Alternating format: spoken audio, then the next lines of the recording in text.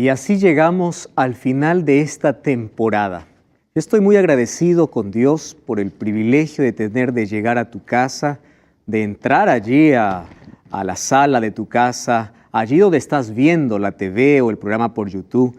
Gracias a Dios por permitirnos a través de los medios de comunicación ingresar hasta tu hogar. Gracias a ti por dedicar este tiempo cada semana.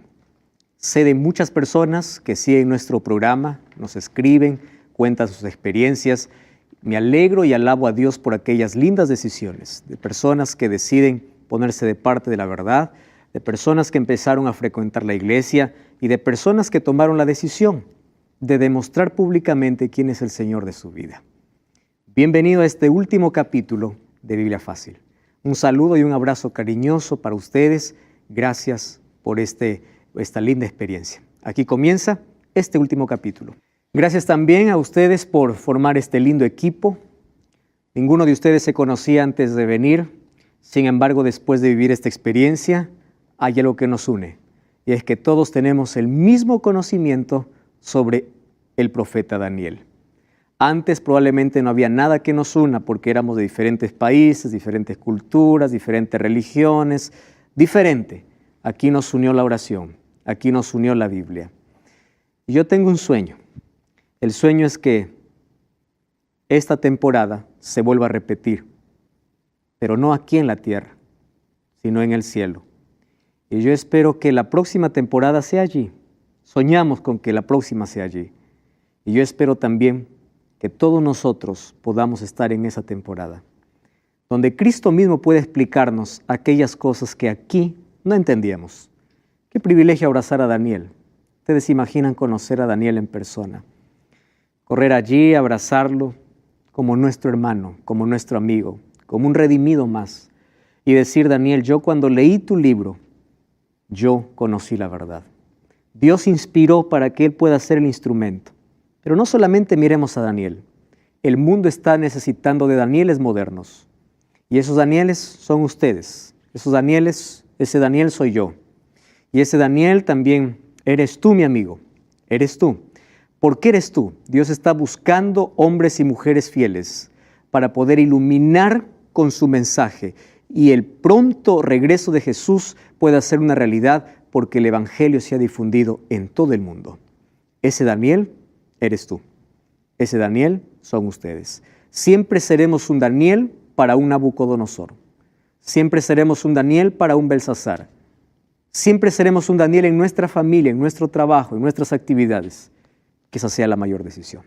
Hoy vamos a hablar sobre el último capítulo y el tema de hoy es el establecimiento del reino eterno de Cristo. Así es como termina la historia. Dios fue conduciendo la historia paso a paso. Dios está al control de la historia, pero lo lleva hacia un final feliz. Y en ese final feliz quiere verte a ti. En el cielo hay un lugar para ti. En el cielo hay una corona para ti. En el cielo hay una eternidad esperando por ti. Es un capítulo corto, pero por ser la conclusión revela muchos detalles de cosas que acontecerán al finalizar la historia. Ahí en el capítulo 12 encontramos lo siguiente, que los eventos que no son descritos en el libro de Daniel, Dios se los revela ¿a quién? A Juan, en la isla de Patmos. Daniel recibió en Babilonia, Juan recibe en una isla. La revelación continúa para el tiempo del fin. Daniel termina en el capítulo 12, la revelación se abre. ¿Qué significa Apocalipsis? Abrir el velo. Apocalipsis no es un libro de terror. Es un libro de terror cuando quitas a Cristo de Apocalipsis. Cristo es el centro del libro. Y si Cristo es el centro, hay esperanza, hay revelación. Si Cristo es el centro, entonces hay felicidad. Ahora, estos dos libros son como hermanos, aunque los dos vivieron en tiempos muy diferentes. Más de 700 años de diferencia. Daniel no conoció a Juan. Juan no conoció a Daniel. Sin embargo, ambos fueron inspirados por Dios. Daniel capítulo 12 habla de los últimos eventos antes del establecimiento del reino eterno de Cristo. Si hacemos un breve repaso de todo el libro, nos vamos a dar cuenta con algo muy especial. Por ejemplo, Daniel 2 nos habla de Cristo como el soberano y el eterno Rey del universo. Dios dirige el destino del mundo y de su pueblo. Los reinos del mundo están en guerra entre ellos, pero también en desunión con Dios. ¿Cómo termina Daniel 2? Con el reino de Dios. ¿Recuerdan aquella piedra que fue tirada allí a los pies de la estatua? Daniel 7 me muestra a Cristo como rey y juez en el santuario. Dios actúa a favor de su pueblo en su santuario. Los reinos de este mundo y el cuerno pequeño ahora aparece en guerra contra el pueblo de Dios y contra Dios. ¿Cómo termina Daniel 7? Después del juicio, ¿qué cosa viene? El reino de Dios. Daniel 8 habla a Cristo como sacerdote en el santuario. Ahí me habla del santuario celestial. ¿Recuerdan del servicio de expiación y salvación? Habla también de los reinos del cuerno pequeño en guerra contra ellos y contra Dios. ¿Cómo termina Daniel 8? Dice, después de esto se establece el reino de Cristo. Daniel capítulo 9 habla de Cristo como sacrificio. Santuario en pleno, Jesús el sacerdote, sacrificio, habla del Calvario y del santuario. ¿Cómo termina el capítulo 9? En el reino de Dios. Capítulo 12 habla como Cristo guerrero celestial. Miren ahora, rey soberano, rey y juez, sacerdote, sacrificio, libertador. Liberación final. ¿Cómo termina el capítulo 12? En el reino celestial. ¿Cuál es el centro de todo que desenvuelve el libro de Daniel? Un gran conflicto en la tierra, pero con un final glorioso. La segunda venida de Cristo. El foco principal es el establecimiento del reino de Cristo. Nosotros ya vimos la profecía de los 2300 años, de los 1335 días, 1295 días, y hay fechas importantes en la profecía, como 538 para el inicio del poder papal, un poder absolutista, hasta 1798, que fueron 1260 años de persecución. Otra fecha es 1844, porque mientras en el cielo hubo un santuario purificado, Dios levantó un pueblo aquí en la tierra. Solo que de ahí en adelante no hay más fechas. ¿Qué cosa tenemos? El sellamiento, ¿verdad? Ahora vamos a ver sobre el sellamiento y la marca de la bestia. Allí nos quedamos, recuerden, en el capítulo anterior. Entonces, ¿qué cosa ocurre después que el pueblo de Dios es sellado y después que la marca de la bestia es impuesta? ¿Qué cosa es la marca de la bestia? Es la imposición de un falso día de adoración. A eso se llama marca de la bestia. ¿Y por qué dice 666? Porque el número 6 es número de hombre y el número de hombre es número de desobediencia, deslealtad contra Dios. Recuerdan que yo les hablé en capítulo 3 de Daniel que en el último tiempo habrá una religión impuesta, porque ahora nuevamente se unirá ¿quién? El Estado con la religión. ¿Para qué? Y todos los acontecimientos de hoy están llevando a eso. Ustedes ven cada vez más cerca política y religión. En nombre de Dios hacen cosas. Cada vez hay más alianzas que nosotros vemos. Cada vez las iglesias, en lugar de separarse más, se están uniendo más. ¿Por qué? Porque tienen cosas en común. ¿Qué cosas en común tienen las iglesias? Inmortalidad del alma, el día de reposo. Entonces dice, si nosotros creemos igual que tú, ¿por qué nos separamos con un hombre? Vamos a juntarnos.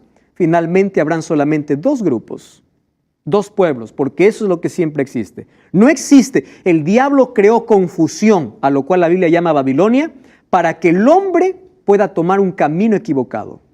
Sin embargo, ante Dios solamente existen dos pueblos, y eso estuvo desde el jardín del Edén. ¿Recuerdan? Caín y Abel. Dos pueblos. Los hijos de Dios y los hijos de los hombres. Dos pueblos. Siempre existió solamente dos grupos. Ahora vamos a ver algunos eventos que anteceden a ese final del tiempo de gracia, porque en el capítulo anterior no terminamos de ver. Daniel 12:1 dice, se levantará Miguel, el gran príncipe, habrá un tiempo de angustia. Dijimos que ese tiempo nunca hubo sobre la tierra, mas será salvo ¿quién? Todo aquel que está inscrito ¿dónde? En el libro de la vida. Muy bien, vamos entonces a ver algunos detalles. Nosotros ya vimos en el capítulo anterior qué cosa es lo que está ocurriendo hoy, ¿verdad? Hay un zarandeo, la lluvia tardía se derramará, es decir, el Espíritu Santo en su plenitud sobre el pueblo de Dios para predicar el Evangelio. Mientras tanto, ahora todas las condiciones políticas están llevando ¿a qué? Hacia un decreto dominical. Miren, nosotros vivimos en un país donde se proclama la libertad religiosa, ¿o no es así? ¿Se proclama libertad o no? Correcto. Ahora piensen conmigo. Si hay libertad religiosa, ¿por qué en las empresas cuando un cristiano va y le dice quiero el sábado libre para servir a mi Dios, lo despiden del trabajo? ¿Por qué? ¿Eso se llama libertad? Eso no es libertad. Entonces, si hay libertad religiosa, ¿por qué los cristianos que quieren adorar a Dios en el día que la Biblia manda no pueden encontrar un trabajo porque no se les permite?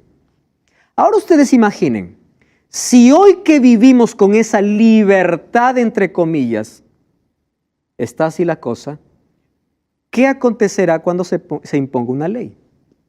Entonces, ahí dice, ¿qué cosa dice Apocalipsis 13? Allí ellos no podrán comprar ni vender. Vamos a Apocalipsis 13, versículo 16. Así que pequeños, grandes, ricos, pobres, libres, esclavos, se les pusiese una marca. Recuerden que la marca no es literal, sino simbólica.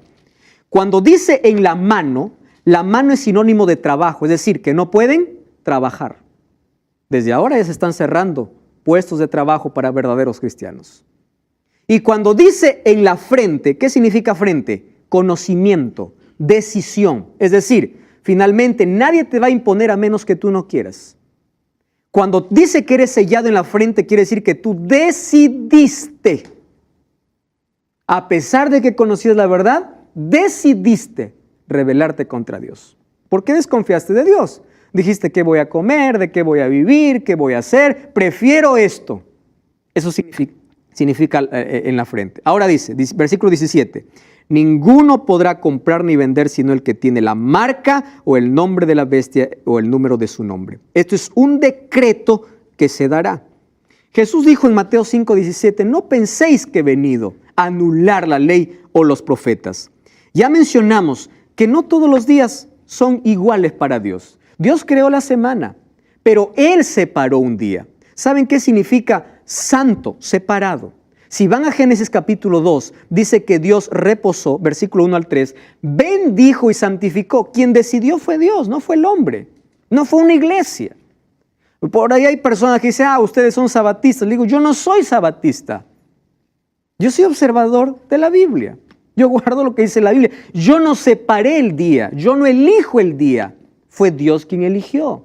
No, pero eso fue en el antiguo pacto. ¿Qué cosa decía Hebreos capítulo 9? Ahora la ley será colocada en su corazón. Eso es el nuevo pacto. Una obediencia. El problema de los fariseos era que se convirtieron en legalistas. ¿Cuál es la diferencia entre un legalista y un obediente a Dios? El legalista piensa que es salvo por hacer buenas obras. Eso es legalismo. Nadie es salvo por hacer cosas buenas. ¿Qué es un cristiano? Un cristiano cree que se salva por la gracia de Dios, pero la gracia da frutos. ¿Y cuáles son los frutos? La obediencia, la fe. Eso es fruto. ¿Correcto? Somos salvos por gracia. Y si ustedes leen Santiago 2:10 al 12, dice que seremos juzgados por la ley. Ahora piensen conmigo. Si hay un juicio, en un juicio tiene que haber ley. Sin ley, ¿cómo vas a juzgar? ¿Cómo vas a condenar? ¿Comprenden este asunto? No es un asunto simple de día.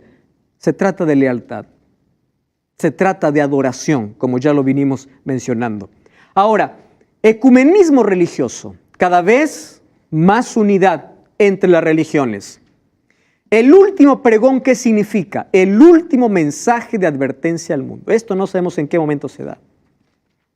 Es la última advertencia. Es hora de poder volver a la palabra de Dios. Es por eso que hoy Dios permitió los medios de comunicación para que miles de personas estudiaran la Biblia. Para que nadie pueda decir, yo nunca conocí acerca de eso. Muy bien, ¿qué sucede allí entonces? Cuando ocurra esto, es decir, el decreto dominical es la señal visible de que Cristo está a punto de salir. ¿Correcto? A punto de terminar la gracia en el cielo. Ahora, ¿cuál es la señal visible de que ya no hay más gracia? Vamos a Apocalipsis capítulo 15. Apocalipsis capítulo 15. Versículo 8. Dice así. El templo se llenó de humo. Está hablando del santuario. Por la causa de la gloria de Dios y por la causa de su poder. Nadie podía entrar en el templo hasta que se cumplieran, ¿qué cosa? Las 7 plagas. Ahora, a ver si comprenden aquí. Cuando hay un decreto dominical y los hijos de Dios no pueden comprar ni vender, pierden todos sus derechos. Y empieza una persecución. ¿Correcto?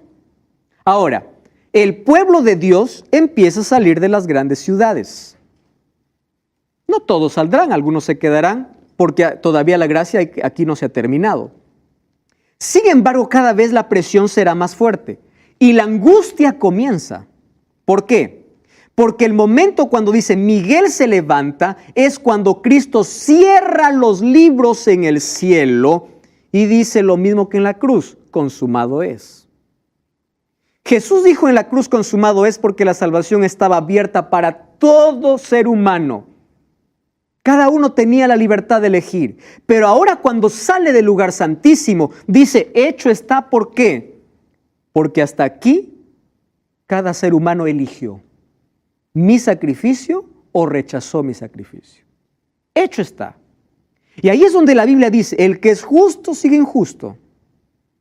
Porque ya no hay más gracia. Es decir, el Espíritu Santo ya no más trabajará en el corazón, porque el arrepentimiento es la acción del Espíritu Santo. Y si no hay Espíritu Santo, no hay más gracia o no hay más perdón. Ahora, cuando Cristo sale del lugar santísimo, ¿para qué sale? Ahora ya, ahora está preparado para venir como Rey de Reyes. Deja su función de sumo sacerdote y ahora ¿qué cosa falta? Venir como Rey de Reyes. ¿Ustedes se acuerdan del santuario y la expiación? ¿Qué hacía cuando el sacerdote salía? ¿Qué hacía cuando el sacerdote salía y ya estaba expiado todo? Allí el pecado iba a ser puesto sobre un macho cabrío y ser llevado al desierto. Cuando Cristo sale del santuario, el santuario es purificado y cuando Cristo regresa, ¿quién es ese macho cabrío que va al desierto? Cuando Satanás se queda aquí atado por 1000 años. Para finalmente ser destruido. Así como ocurrió en el pueblo de Israel, ocurrirá exactamente. Ahora, fíjense un detalle más. 7 plagas caerán sobre la tierra. Las plagas serán literales, no son simbólicas. ¿Quieren saber por qué son literales? Miren allí lo que dice el versículo 11. Blasfemaron contra el Dios del cielo por sus dolores y sus úlceras, porque la primera plaga es una úlcera maligna, pero no se arrepintieron. ¿Por qué no se arrepintieron? Porque no habrá más gracia, no habrá más Espíritu Santo. Nadie más para convencer de pecado. Ahora, las plagas son literales, pero no serán universales. Serán locales. Solamente en algunas ciudades, en algunos lugares. Eso lleva la angustia al pueblo de Dios. ¿Por qué lleva la angustia? Porque el pueblo de Dios, ojo, el pueblo de Dios no sufrirá las plagas. ¿Ustedes se acuerdan cuando Dios sacó de Egipto al pueblo de Israel? ¿Cuántas plagas cayeron sobre Egipto? 10 plagas. ¿Qué plaga cayó sobre su pueblo? Ninguna, porque Dios les protegió. Así como Dios, después de plagas, libertó a Israel de Egipto, lo mismo ocurrirá en el tiempo del fin. Después de las plagas, el pueblo de Dios, ¿qué cosa es? Libertado. Pero el pueblo de Dios no sufre estas plagas. Entonces ahí está la angustia cual nunca hubo, porque mientras el mundo está desesperado y con la angustia que jamás hubo, el pueblo de Dios también está angustiado. ¿Por qué? ¿Cuál era la pregunta que Jacob se hacía? ¿Habré sido perdonado? Porque ya sabe que no hay más gracia. ¿Cuál es la otra pregunta que se hacía? ¿Y dónde está mi familia? Esa angustia mental, ¿a dónde les lleva? A aferrarse más a Dios, porque su caso ya está decidido en el cielo, pero ellos no lo saben. Ahora, fíjense una cosa. Cuando se cierra la gracia, entonces caen las 7 plagas. Cuando caiga la primera plaga, significa que la gracia ya se cerró. Cristo ya salió. Ahora está preparado. Se escucha los pasos de ese Dios en el cielo. Cuando se va al Padre y le dice, helos aquí. Y es allí donde dice, anda, recoge a tu pueblo. Recuerden las palabras de Jesús cuando aparezca y diga, venid benditos de mi Padre a heredar el reino de Dios preparado para ustedes desde la fundación del mundo. El reino de Dios es para todos, pero ellos eligieron estar en ese reino. Por eso son bienvenidos. Ahora, después de las 7 plagas, ahí ocurrirá un decreto de muerte. Wow, esto sí es interesante. ¿Por qué? Porque con las plagas que caen sobre la tierra, ¿saben qué cosa es lo que creen todos los políticos? Que las plagas son la ira de Dios porque hay un grupo de rebeldes. Entonces se declara un decreto de muerte. ¿Para qué? Para terminar a todos aquellos rebeldes que no han hecho caso al decreto que ellos dieron. Y cuando den ese decreto de muerte, el pueblo de Dios estará esparcido, huyendo, probablemente algunos en cuevas. ¿Saben cuál es la buena noticia? Ningún hijo de Dios morirá. Ningún hijo de Dios morirá. Los ángeles incluso tomarán forma humana para proteger a los hijos de Dios. Yo les voy a decir por qué no habrá muerte de hijos de Dios. Dios permitió la muerte de muchos cristianos. No causó, permitió. Porque la muerte de ellos era testimonio vivo de fidelidad. ¿Correcto? Tertuliano decía, mientras más cristianos morían, más cristianos se levantaban. Pero en este tiempo Dios no permitirá más la muerte, porque ya no será de testimonio para nadie. En ese decreto y esa angustia, ahí está la angustia de Jacob que viven los hijos de Dios, porque Miguel se levantó, ¿correcto? Cristo salió del santuario. Angustia en la totalidad de la tierra por las plagas. Y el pueblo de Dios tiene la angustia de Jacob porque no sabe si ha sido perdonado. Es allí donde aparece en el cielo. Vamos a Mateo capítulo 24. Mateo capítulo 24. Este es un capítulo escatológico. Es un capítulo que habla sobre los acontecimientos finales o la venida de Jesús. Mateo 24. Dice así el versículo 27. Porque como el relámpago que sale del oriente y se muestra hacia el occidente, así será la venida del Hijo del Hombre. En ese momento, ahora quiero dejar en claro algo. La venida de Cristo será visible, no secreta. ¿Qué de secreto hay en un relámpago? No hay ningún secreto. Apocalipsis 1:7 dice, he aquí vienen las nubes y todo ojo lo verá. ¿Qué significa todo ojo? Todos. Todos verán a Jesús. No existe que Jesús viene a robar a su pueblo. Ese es un texto sacado de su contexto que ahora yo te voy a explicar. Ahora, de ahí empieza a mostrar algunas señales. Fíjate allí lo que dice el versículo 42. Velad y orad porque no sabéis la hora en que el Hijo del Hombre va a venir. Entonces algunos piensan que Jesús vendrá a robar a su pueblo porque toman el versículo 40 y dicen, dos estarán en el campo, una será tomada y la otra será dejada. Algunos dicen, entonces Jesús viene, roba a su pueblo, uno es dejado, el otro es tomado. Dos mujeres estarán moliendo un molino, una será tomada, la otra dejada. ¿Dios está diciendo que va a robar a su pueblo? Claro que no. Lo que está diciendo aquí Jesús es lo siguiente: cuando el Hijo del Hombre venga, habrá un preparado para ir con él y uno que no se preparó. Ahí están las 5 vírgenes prudentes y las 5 vírgenes fatuas. Lo que está diciendo aquí Jesús es que la salvación es personal. Pueden vivir juntos en una casa, pero el Padre no salvará al Hijo. Cada uno se salvará por su propia decisión. Es por eso que aunque vivan juntas, uno se salvará y el otro no. ¿Por qué? Porque la decisión es personal. Jesús no robará a su pueblo. Su advenimiento será glorioso. Será literal. Todo ojo lo verá. Número 2. La venida de Jesús será audible. 1 Tesalonicenses, ¿recuerdan? Capítulo 4, versículo 16. ¿Qué cosa dice? ¿Qué dice 1 Tesalonicenses 4, 16? Dice así: el Señor mismo con voz de mando, con voz de arcángel y trompeta de Dios, descenderá del cielo. ¿Quién no escucha el sonido de una trompeta? Y allí dice, y los muertos en Cristo resucitarán primero. La decisión es en vida. Nadie te salva de muerto. Una oración no te lleva al cielo. Los muertos en Cristo, aquel que aceptó en vida Cristo, va a resucitar. Por eso es que la resurrección es tan real y es nuestra esperanza.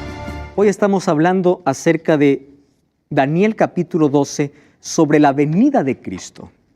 Jesús vendrá después que terminó la gracia, después que las 7 plagas caen, después que habrá un decreto de muerte y una angustia para el pueblo de Dios. Jesús vendrá en gloria y majestad.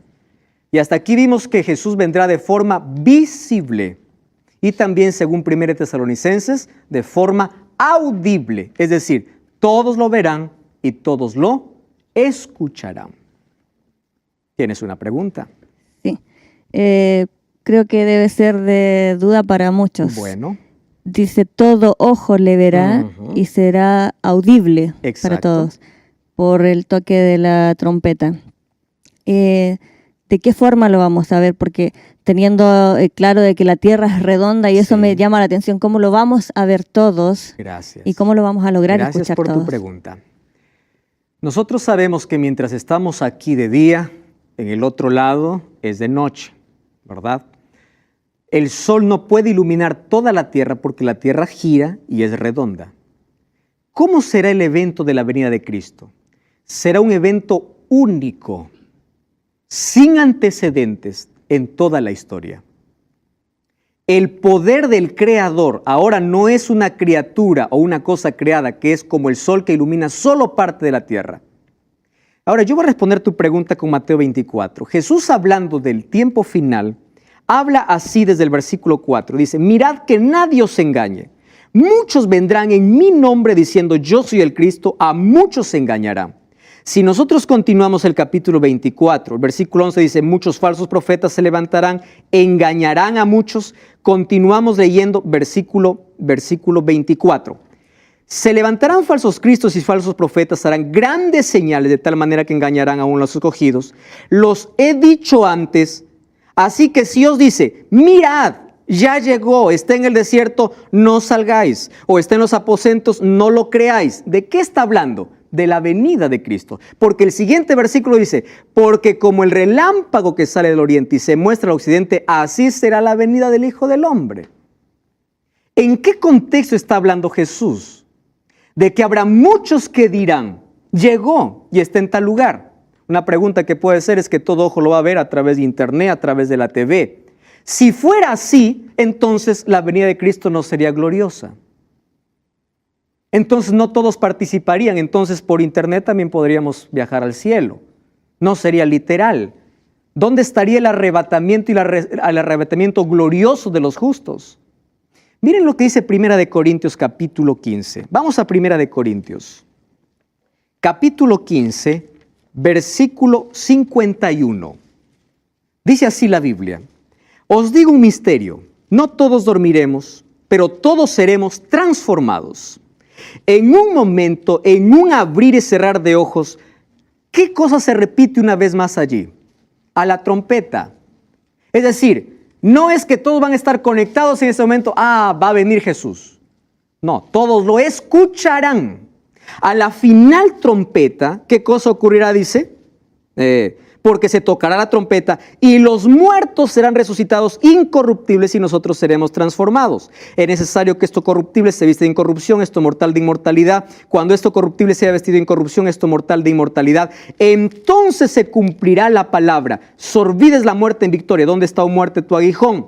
Ahora, versículo 58 dice, así que hermanos míos, estad firmes y constantes, creciendo en el trabajo siempre, sabiendo que vuestro trabajo no es en vano. ¿De qué está hablando? De ese momento. Los vivos, ¿qué cosas serán? Transformados, y los muertos resucitarán. ¿Dónde está la idea de que el muerto cuando muere va al cielo? Si los muertos van al cielo cuando mueren, ¿qué cosa resucita? ¿Qué cosa sale? ¿Dónde está de que los santos están en el cielo intercediendo? Pablo dijo a Timoteo, yo estoy para ser sacrificado en 2 Timoteo 4, 7 y 8. Y yo, dice, voy a esperar aquel día. ¿De qué día está hablando? De la segunda venida de Cristo. ¿Y saben qué cosa dice la Biblia? Nadie irá adelante al cielo. Es decir, nadie antecede. Porque estarán juntos, ¿quiénes? Los vivos, ¿verdad? Aquellas personas vivas que se prepararon serán transformadas. Y los muertos en Cristo resucitarán ya transformados. Es decir, muertos y vivos irán juntos al cielo. No es que nadie va primero al cielo a disfrutar y luego baja y luego se va. Nadie se irá primero. ¿Comprenden esto? Esto es Biblia. Esto no es filosofía griega. Porque la filosofía griega nos ha metido eso en la cabeza. Ahora, fíjense otra cosa. ¿Y qué sucederá con las personas vivas, pero que no están preparadas. Vamos a Apocalipsis capítulo 6. Apocalipsis capítulo 6 habla acerca de qué ocurrirá con esas personas que no se prepararon para ese encuentro. Allí cuando vamos a los últimos versículos, versículo 15 o el versículo 14 habla de la venida de Jesús. El cielo se replegó como un pergamino. Aquí respondo una vez más tu pregunta, que ese será un evento glorioso. Nunca se ha visto que el cielo se replegue como un pergamino. Se enrolla, dice, y todo monte y toda isla fueron removidos de sus lugares. Los reyes de la tierra, grandes, ricos, capitanes, poderosos, esclavos, libres, se escondieron en las cuevas y entre las peñas, y decían a los montes y a las peñas: caed y escondednos del rostro de aquel que está sentado sobre el trono de la ira, porque el día de su ira ha llegado, y ¿quién podrá sostenerse en pie? ¿Por qué dice escondednos? Porque ellos saben quién es, conocen a aquel que está viniendo. No es alguien extraño. ¿Cómo podemos sostenernos en pie? Ahora, la pregunta es, ¿qué sucede con aquellos que murieron sin Cristo? Vamos a Apocalipsis capítulo 20. Apocalipsis capítulo 20, versículo 5. Versículo 5 dice: pero los otros muertos no volvieron a vivir hasta que se cumplieron 1000 años. Versículo 6 dice: bienaventurado y santo el que resucita en la primera resurrección, porque la segunda solo es de condenación. ¿Está claro este asunto de cómo será libertado el pueblo de Dios? Ahora, ¿qué cosa dice Daniel capítulo 12, versículo 1? ¿Será libertado quién es? Aquel que está escrito su nombre, ¿dónde? En el libro de la vida. Jesús dijo: alégrense cuando vuestro nombre está escrito en el libro de la vida. Aquí se quita la idea de que todo el que dice aleluya, amén, va al cielo. Pastor, todas las iglesias son iguales. Jesús dijo: no todo el que me dice Señor, Señor, irá al cielo. Aún los que hicieron milagros, no te dejes sorprender por los milagros. Los milagros no siempre son la evidencia de que Dios está actuando. Hay milagros que son falsos. Ahora dice: no todo el que me dice Señor, Señor. ¿Qué cosa más está diciendo aquí la Biblia? Tú tienes que prepararte para ese momento glorioso. Y algo más importante aún: ¿cómo escribimos nuestro nombre en el libro de la vida? Apocalipsis capítulo 6 termina con una pregunta: ¿quién puede sostenerse en pie? Y yo voy a responder con Apocalipsis capítulo 20. ¿Podemos leer Apocalipsis el capítulo 21, versículo 8? ¿Qué cosa dice así? Ahí dice la Biblia: pero los cobardes, incrédulos, abominables, homicidas, fornicarios, hechiceros, idólatras, mentirosos, tendrán su parte en el lago que arde con fuego y azufre, que es la muerte segunda. Querido amigo, estamos llegando al final de esta temporada. La verdad llegó a ti a través de un medio de comunicación. Dios está invitando a formar parte de su reino. ¿Sabes quiénes irán al cielo? Pecadores, arrepentidos.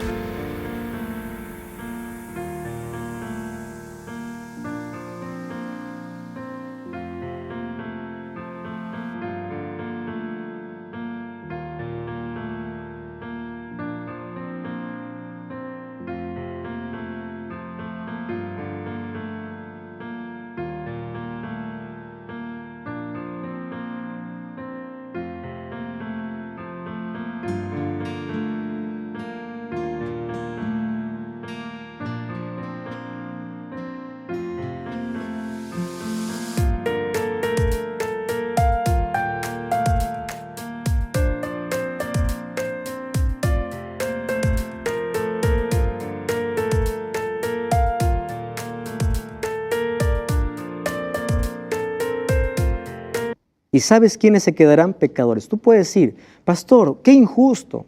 Quien se va al cielo es pecador, quien se queda es pecador. Pero hubo una diferencia entre esos dos pecadores. ¿Sabes cuál es la diferencia?